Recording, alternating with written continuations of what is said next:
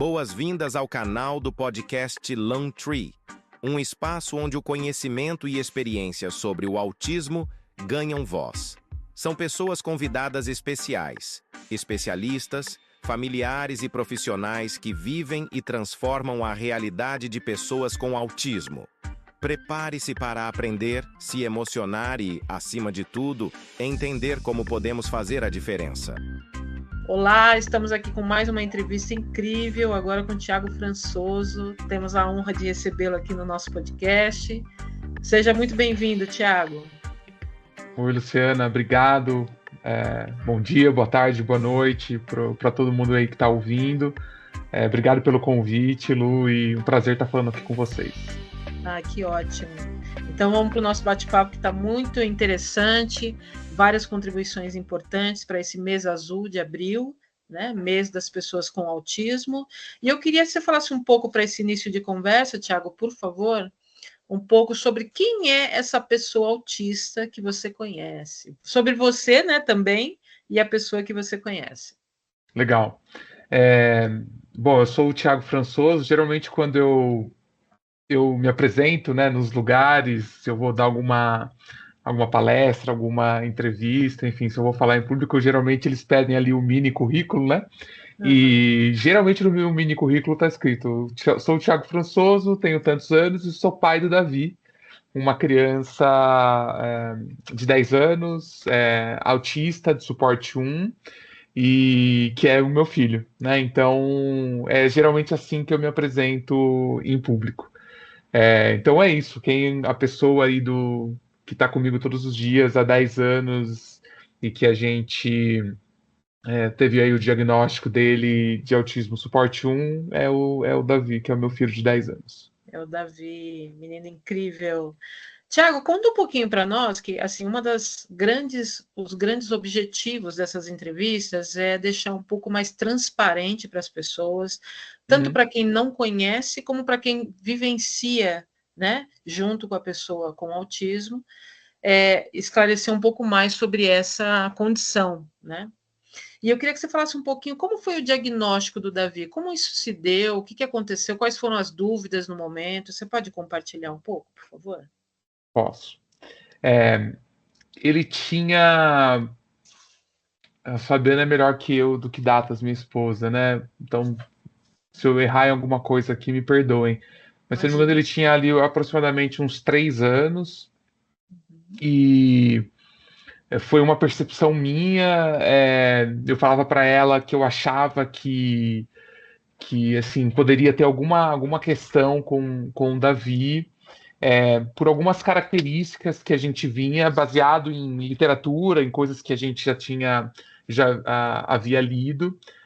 Então existiam características em comum que o Davi tinha, como organização excessiva, como preferência por formas geométricas, por exemplo, coisas que ele tinha, algumas coisas, inclusive, em que a gente achava que ele era mais desenvolvido. Então, eu tenho um vídeo, por exemplo, dele gravado ali quando ele tinha mais ou menos uns 3, 4 anos, em que ele fala o abecedário inteiro, por exemplo, com exemplos de objetos em inglês, com 4 anos, com 2, 3 anos, acho que foi isso. Uau. Então ele já tinha características, né, que me faziam pensar que ele era diferente de outras crianças. E aí então nós procuramos uma psicóloga na época, e depois, e durante essa consulta com ela, né, geralmente a criança ela tá junto, ela não conseguiu dar nenhum tipo de diagnóstico. Ela falou que ele era ainda muito novo, que precisaria ser feito alguns testes, né, e que mais tarde a gente conseguiu fazer, mas que naquele momento ele era muito novo para ter algum tipo de diagnóstico. O que eu achei que já foi uma questão aí.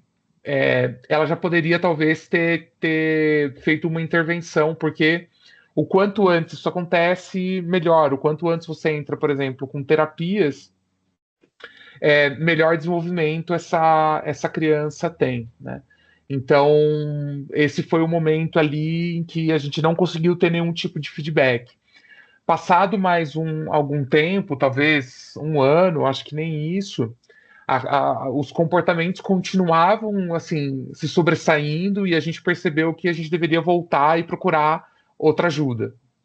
E aí a gente marcou uma nova psicóloga, é, e começamos a levar ele, e que foi um momento, inclusive, eu lembro inclusive quando foi o momento em que ele ia entrar no primeiro ano do ensino fundamental. Ele ia fazer a migração da creche, né, do infantil, para o primeiro ano. Então a gente ficou muito preocupado, porque uma das demandas, né, que ele tinha, né, uma das dificuldades que ele tinha desde muito cedo, era a conexão com outras crianças. Que eu acho que é o que persiste até hoje, inclusive, né? Ele tem muita dificuldade de conexão, eventualmente, com outras crianças. Leva tempo para ele construir essa relação de confiança. Perfeito. Então, a gente procurou uma psicóloga para tentar ajudar ele nesse momento de transição. E depois ali de 2 ou 3 sessões, conversando com ele, ela sugeriu que nós procurássemos uma neuropsicóloga. Certo. E através dessa neuropsicóloga, que foram depois de 8 ou 9 sessões com essa neuropsicóloga, né, que foram feitos diversos testes com ele, e que daí então ele teve o diagnóstico do autismo suporte 1.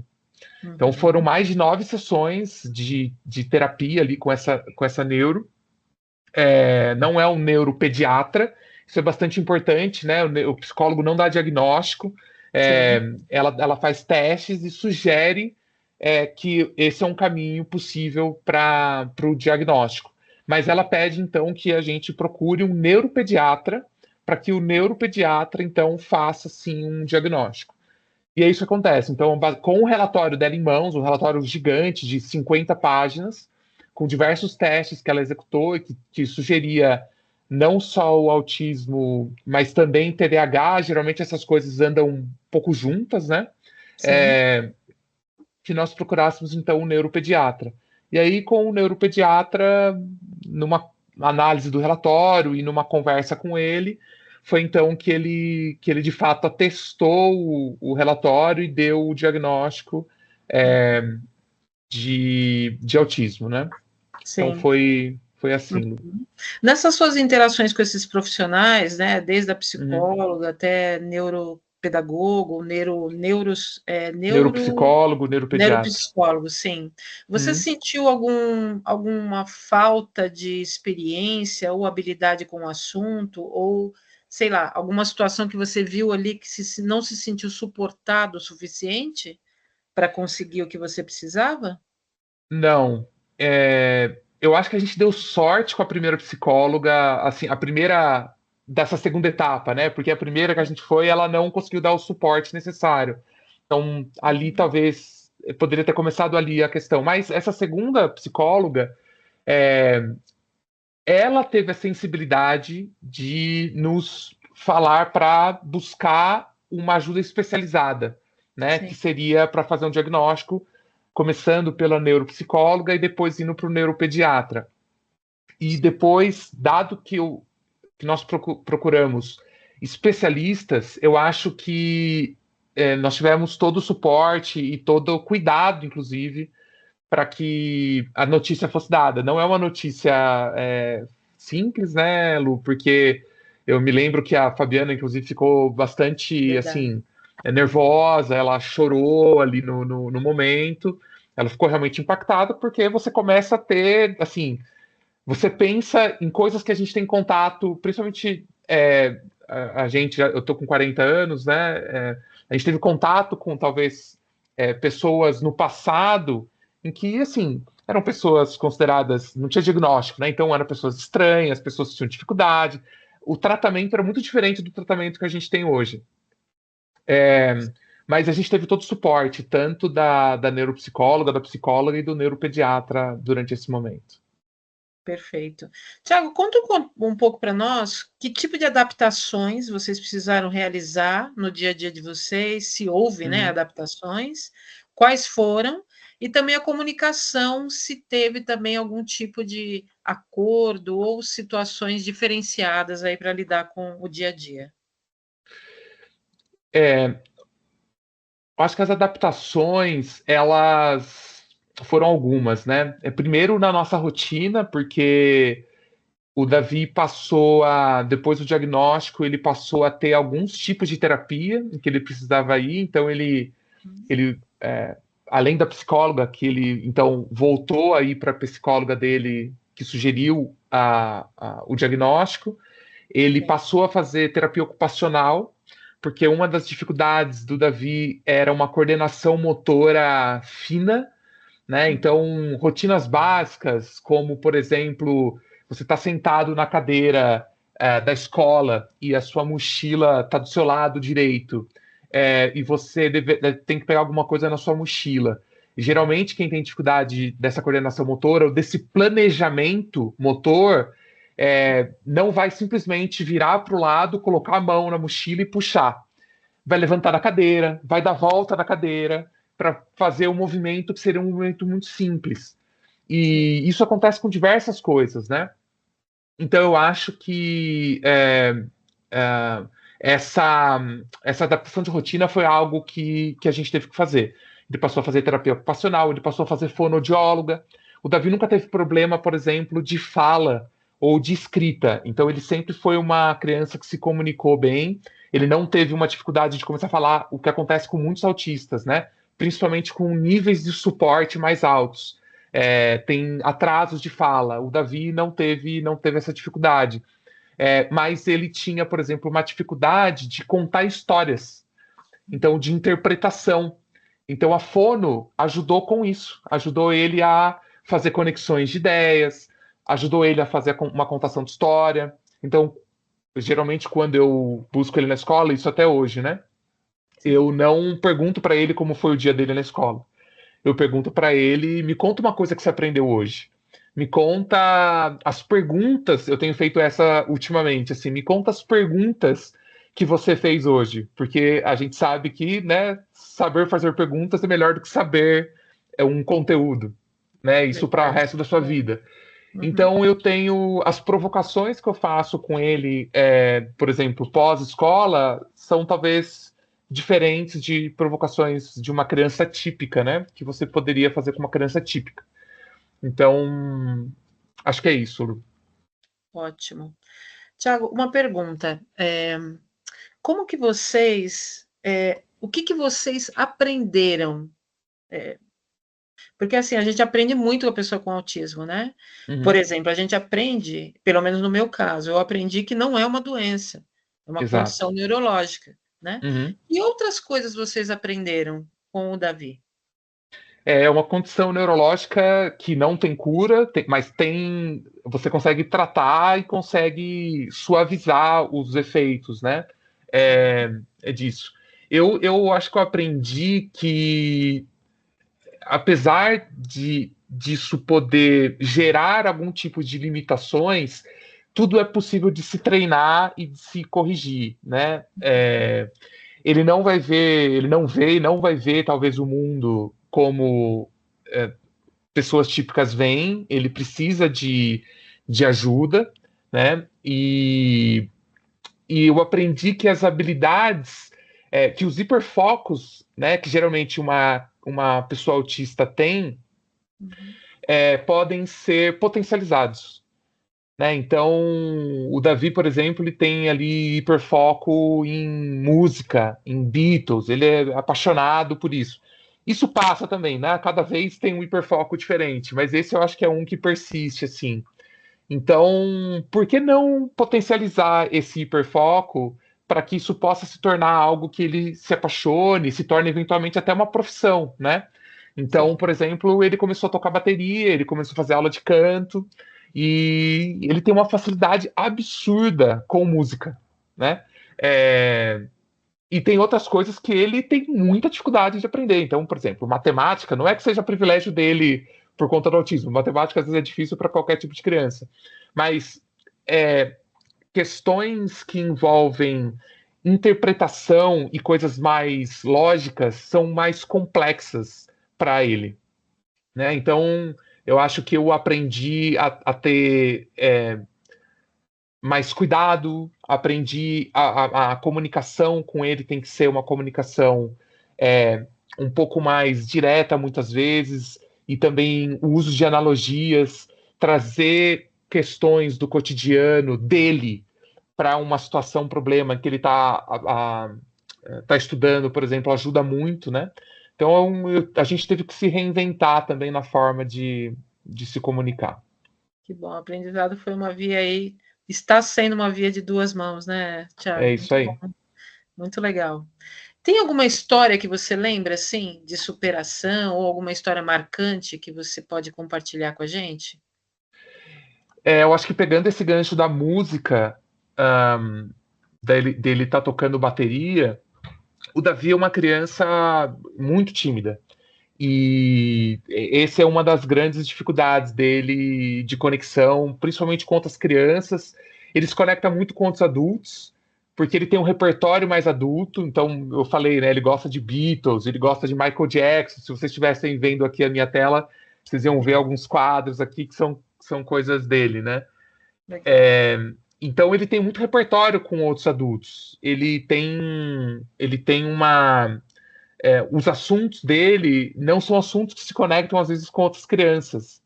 Então, acho que uma grande superação que ele teve, nesse sentido que ele é uma criança bastante tímida, foi tocar, por exemplo, bateria na frente de 200 pessoas e ser aplaudido de pé Uau. pela entrega que ele conseguiu fazer, né? Então, ele tem muita facilidade com o ritmo, com a decorar a música, enfim. E foi assim muito gratificante e Sim. surpreendente ele ter conseguido subir no palco e assim, com segurança, bater no peito, não, eu vou lá e consigo e Vou vambora, fazer né? acontecer, Vou isso fazer aí. acontecer. Então foi muito legal. Que legal. Tiago, se você fosse deixar uma mensagem para a sociedade e para as pessoas que convivem, né, com outras que têm autismo, que mensagem você deixaria?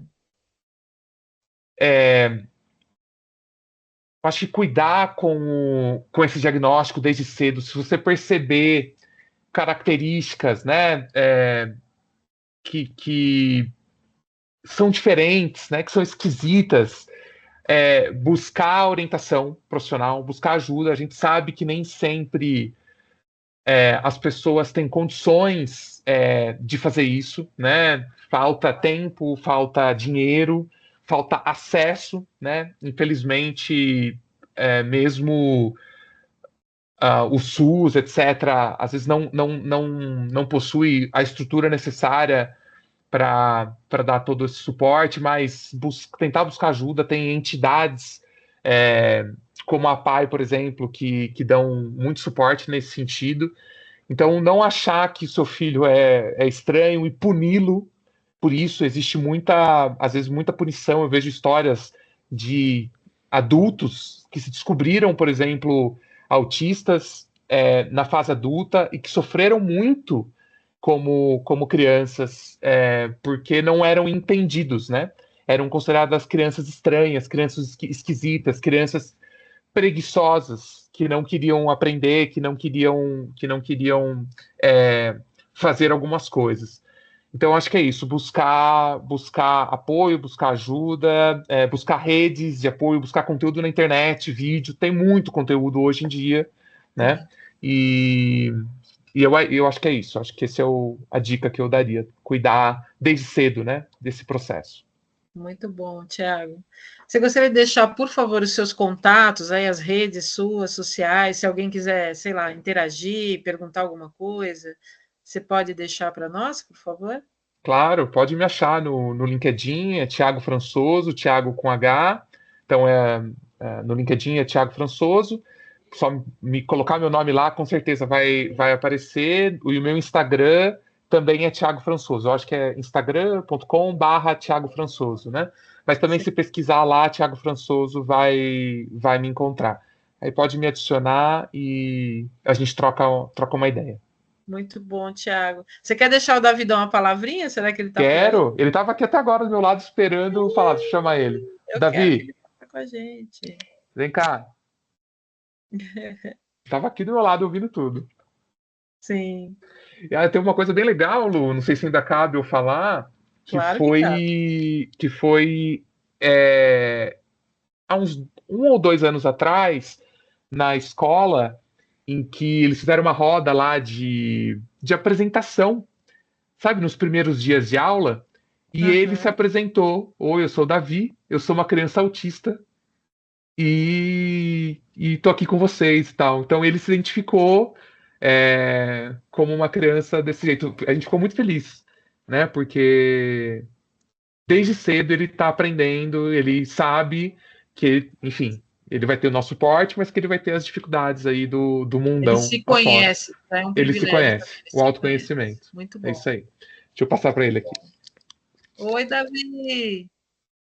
Oi, Oi, Davi, tudo bem? sim, Você é um cara incrível, sabia? Me obrigado. conta como é que foi essa experiência de você tocar bateria na frente daquele monte de gente. Como é que foi? Como é que aconteceu? Ah, foi muito legal. Eu toquei bateria assim, daí. De um monte de Ah, gente, assim. Eu tava num bar. sim. Tava num E o bar, que que daí você eu, sentiu? O que que você sentiu na hora? Me conta. tava nervoso. Mas daí quando todo mundo me aplaudiu, quando todo mundo me aplaudiu, fiquei feliz. Ah, foi uma gratificação, né? Uhum, Que legal. E você gosta muito de tocar bateria? uhum, É seu instrumento preferido? sim. É? E É. como que você aprendeu? Me conta. Você aprendeu na escola de bateria? Onde que foi? Eu aprendi a tocar numa escola de música, Numa escola de chama, música? chamada SUS 4. Muito bem. E por que que você escolheu a bateria? Por que que a bateria foi a preferida sua? Porque eu achei interessante. Tipo, tem vários tambores assim, aí tem os pratos, daí você toca e faz um barulhão. Aí daí é legal tocar. Legal tocar. Aham.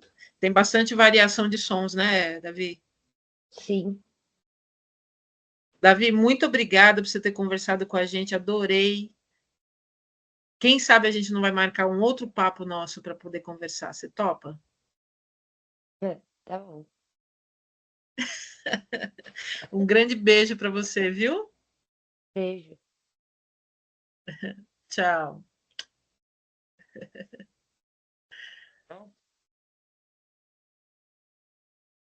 Ah, ele é incrível. Tá um garotão, hein? Você viu Tchau. o tamanhão dele, né? Lembra que a 10 gente se anos. encontrou lá no aniversário da filhinha da Renata? Da Renata, lembro, ele era pequenininho. Foi Foi demais, antes né? da. Não sei se foi antes da pandemia, foi durante a pandemia, né? Não lembro muito que ano que foi, mas faz bastante tempo já. Faz um tempão. Nossa, É. tia, que legal. Nossa, ganhei a semana. Não, Muito imagina, legal. obrigado aí pelo convite, pelo papo, foi ótimo. Bom poder ajudar aí outras pessoas. Ah, que bom. Tenho certeza que vai ajudar muita gente. Muito Sim, obrigada, viu? e tem uma coisa legal, Lu, assim, de novo, enquanto eu estava aqui falando, estava olhando aqui que o Davi, ele fez, além das terapias, ele usou o óleo CBD, que é um extrato da cannabis, do canabidiol. Ah, É, sim. existem estudos, assim, muito bons sobre o uso do canabidiol para autistas, porque ele ajuda nas Aham. sinapses, né? O problema do autismo é algumas sinapses eles têm dificuldade. E aí tem outros benefícios para outros tipos de doença também, né? Como epilepsia, como Alzheimer, ajuda muito na memória, né? No cérebro, enfim. Mas para autistas existem estudos muito legais, muito, muito legais. Eu posso depois compartilhar o nome do médico que tratou o Davi com o canabidiol, se isso for de interesse também do público. E ele tem muito material no YouTube, as pessoas podem ver vídeos Uhum. e acessar esse conteúdo se for de interesse. É, para casos mais graves, inclusive, é muito funcional. As pessoas param de ter, por exemplo, eu esqueci agora o nome, ah, alguns autistas ficam mexendo as mãos, né? Ficam se mexendo. O Davi ele assoviava muito também e ajuda muito com essas. Eu esqueci realmente o nome técnico para isso, mas ajuda muito a reduzir esses comportamentos comportamentos. involuntários, talvez, né? Exatamente. Que não são involuntários, são regulações. Ele usa, isso é uma regulação que eles usam. É uma regulação. Então, por exemplo, quando ele está ansioso, quando está num ambiente que está muito assim, barulho, eles usam isso para se autorregular. Então, a mão, o corpo, o assovio, tem várias coisas, né? É uma regulação que eles fazem. Nossa, então, ajuda incrível. muito com isso também. Super dica também, viu, Thiago? Muito obrigada. Muito obrigada. Um beijo na Fabiana. Um beijo, Lu. Desejo Obrigado. tudo de Dá um bom beijo na Manu vocês. também. Pode deixar. Tchau, querido. Um beijo. Tchau. Beijão, Lu. Um Tchau, beijo. tchau. Até Tchau. mais. Tchau. Tchau. Essa série de entrevistas, realizadas pela equipe Langtree junto a pessoas convidadas especiais, pretende oferecer acesso a mais conhecimento sobre esta condição neurológica para que as pessoas possam acolher melhor as características da pessoa com autismo. Estima-se que haja cerca de 5,6 milhões de pessoas com transtorno do espectro autista, TEA, no Brasil. Esse número é baseado em uma projeção do CDC, Centers for Disease Control and Prevention, para o Brasil. Autismo é um jeito diferente de o cérebro funcionar. Imagine que o cérebro de uma pessoa autista é como um celular com um sistema operacional um pouco diferente. Isso faz com que ela pense, sinta e perceba o mundo de um jeito único. Pessoas autistas podem se interessar muito por um tema específico, como dinossauros, espaço ou música, mais do que a maioria das outras pessoas. Às vezes, sons, luzes e até mesmo toques podem parecer muito fortes ou muito fracos.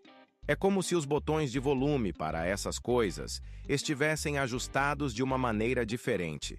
Algumas pessoas autistas falam bastante, enquanto outras são mais quietas ou preferem se comunicar de outras maneiras, como escrevendo ou usando desenhos. Gostar de ter uma rotina é comum. Mudanças inesperadas podem ser um pouco difíceis, porque bagunçam o que eles esperavam. Acompanhe os próximos episódios da nossa série especial Abril Azul no canal do podcast Langtree.